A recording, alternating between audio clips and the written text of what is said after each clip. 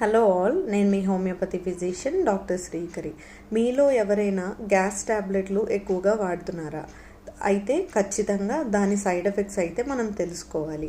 ర్యాంటాక్, ప్యాంటప్రజోల్ ఇలాంటివి మార్కెట్లో అవైలబుల్గా ఉన్నవి తెచ్చుకొని స్టాక్ చేసుకొని పెట్టుకుంటూ ఉంటాము. కానీ దాని సైడ్ ఎఫెక్ట్స్ ఏంటంటే ఎక్కువగా బోన్స్ పెళసుగా మారి ఫ్రాక్చర్స్ అయ్యే ఛాన్సెస్ ఉన్నాయి.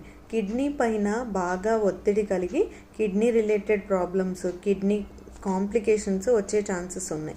నార్మల్గా మన స్టమక్లో యాసిడ్ అనేది రిలీజ్ అవుతుంది. ఆ యాసిడ్ని తగ్గించడం వల్ల బ్యాక్టీరియా అనేది ఎక్కువ గ్రో అయ్యి బ్యాక్టీరియల్ ఇన్ఫెక్షన్స్ వస్తాయి.